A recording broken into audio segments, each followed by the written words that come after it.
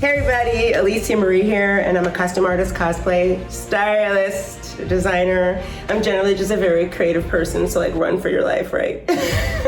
Magic is the cornerstone of Immortals of Aveum, an upcoming single-player first-person magic shooter game from Electronic Arts and Ascendant Studios. And cosplayer Alicia Marie is harnessing real transformative magic by embodying the iconic Grand Magnus Kirkan, leader of the Order of the Immortals. That's where magic starts. Getting to actually cosplay and bring this character to life really does mean a lot to me. This costume has to be done by San Diego Comic-Con. Get prepped for a combat drop. Look at the details in this costume and even the facial things. Look at the thing on her head. There's gonna be a lot of long nights that I'm gonna carry you guys along for. If you break down what she's wearing, it looks like a shrug and a crop top. It's like this shell thing that loops sort of right underneath her rib cage, sort of curves outward. Capable of wielding magic that can manipulate physical matter and alter their surroundings, Kirkan embodies the strength and hope that is needed to win the Everwar. Definitely happy to be where I am at this point, but there's still a lot to do for her. I'm exhausted. You can tell in my voice I am sleep deprived, but San Diego Comic-Con is right around the corner. With Alicia on her way to make General Kirkan's cosplay debut, we anxiously wait for the final reveal of this iconic leader of the Immortals.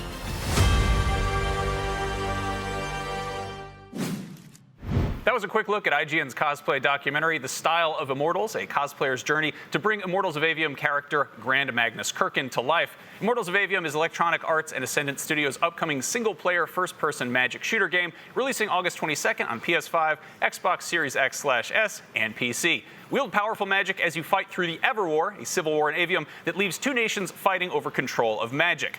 That was a lot to dump on you all at once, so to break that down, Ascendant Studios Senior Art Director Dave Bogan and Associate Art Director Julia Lichblau. Welcome. Thank you. Thanks for coming by. So, what is Immortals of Aveum? Well, I think that you gave a really quick kind of overview, but we're a first-person, single-player magic shooter where you play as Jack, and he is a battle mage who is able to wield 3 colors of magic, making him a very powerful triarch. And he has got enlisted by General Kirkan into the Immortals army, and he might just be kind of what the Kingdom of Lucium needs to fight back against Rasharn and save the world.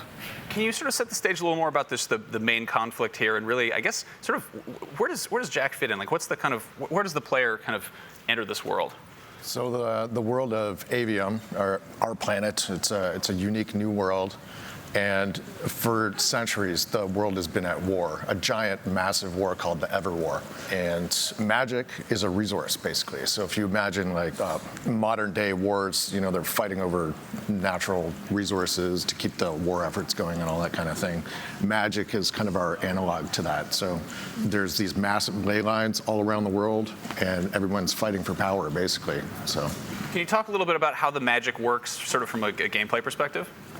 Yeah, so like I said, Jack is very unique in that he can wield 3 types of magic. We have red, blue, and green, and usually most of the Magni in our game are only able to wield 1, 2 if they're particularly special. And Jack being able to use all these 3 types of magic makes him very powerful and able to just own the battlefield, and in a very sort of like fast and frenetic type of gameplay that makes you feel very powerful. And use a lot of different types of movement and control spells to just decimate the battlefield and all of the Rasharnian soldiers. Nice. So we've seen battle mages in-game, but now it's time to meet one in person. We've been tracking her cosplay journey in the Style of Immortals docuseries on IGN.com and YouTube, and now it is time for the big reveal. Please welcome Alicia Marie, a.k.a. Grand Magnus Kirkan. What? Amazing.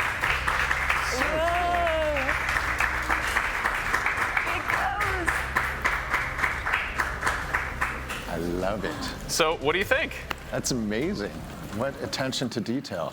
That is so cool. That is so dope. Yeah, my favorite part of Kirkan is, like, you see, you're so used to most of the characters having, you know, normal hand and a sigil, but Kirkan has this like amazing fused crystal, blue crystal arm, and that was always such a unique character design. I love being able to hear about like what each piece means to you guys and what went into the design. Because when I was putting it together, of course, I was trying to figure out what were they trying to say with this particular piece of the design. That always helps. So hearing from... You even got these little details. Wow. Yeah, I had fun with it. I mean, it was a very complex build, but I had a lot of fun with it because I learned a lot. I'm a costume designer. I like making things, and every time I make something, I learn something new. And you guys definitely put me to the task. Yeah, you crushed the tattoos, the face tattoo. It was really hard to design that because to make it look correct from the front view and the side view, it's kind of a weird wrap around your face kind of illusion. Yeah, it's like I thought to myself, I'm gonna get some makeup. I'm pretty good at makeup. I was like, I'll get up in the morning and I'll just draw it on my face. And I tried it at home. And I was like, oh yeah, this isn't gonna happen. Yeah. Well, So I had stencils, and so the day of, all I did was stick them on, and then they came out perfect. The hard part with the makeup was the symmetry. Yeah. Because if the lines were off, I would look crazy, right? Yeah. So that was just getting that together. So. Can we talk about the arm here? Okay, yes, you can. Okay, so here's the deal. Sometimes when you're making, especially when you have to, what I call speed running a costume, sometimes it takes a village. I have friends who costume with me. Sometimes if I have like last minute costumes to do. The arm was created by my friend Crystal, who's also a costumer. I just did the color for the arm. So yeah, so after I finished everything, she went in and did the arm for me. So it was awesome. Sometimes you need the help with it. I love the glowing Immortals logo right in the center. I was seeing you inside. Yeah, the cool thing, so the series kind of, I mean, this is something I said in the series I've never, ever done before because I've never felt really, truly confident sharing my process. Like I was worried someone would see it and say, oh, she's doing that wrong. What the heck was that she was trying to do with that?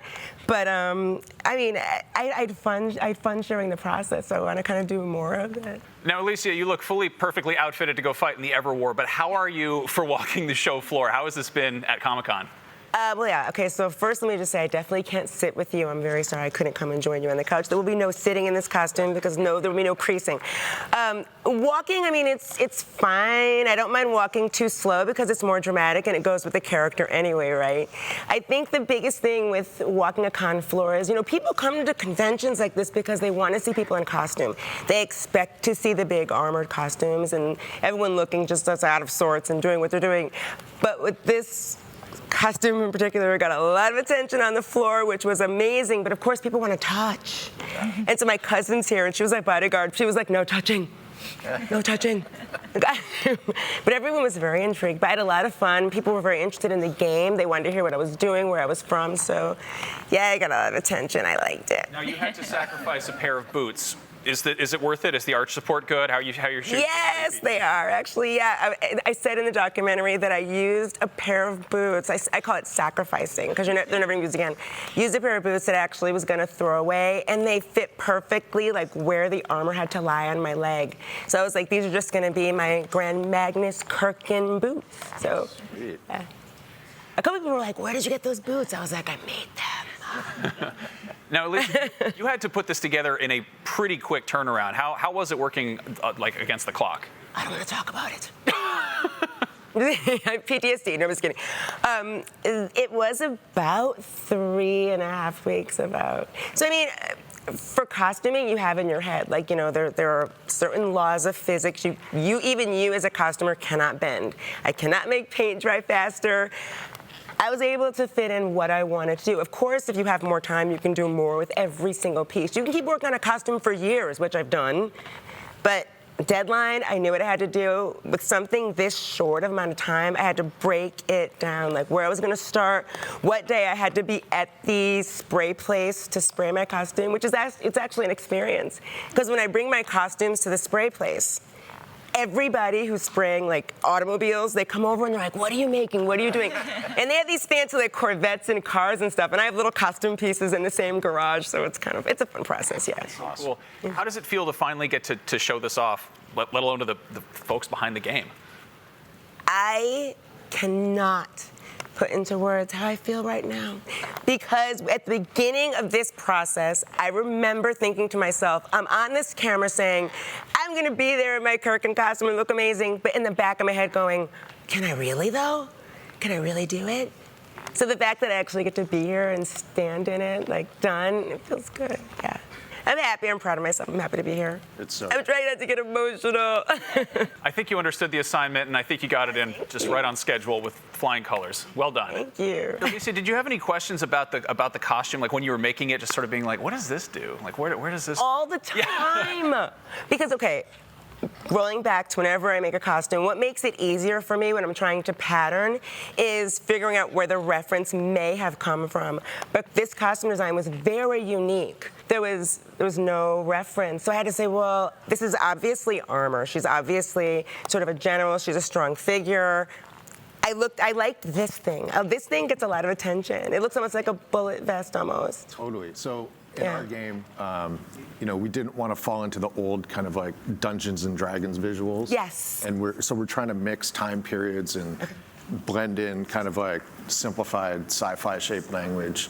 Brett wanted this game to be like a very gritty, militaristic kind of Magic style game.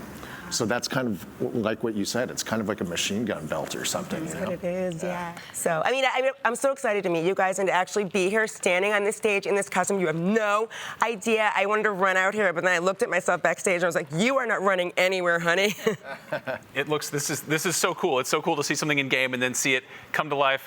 Thank you all so much for coming by. And for Alicia's full cosplay experience, go watch our 3-part docuseries, The Style of Immortals, on IGN.com or our YouTube channel. And of course, be sure to check out Immortals of Aveum, releasing August 22nd on PS5, Xbox Series X/S, and PC.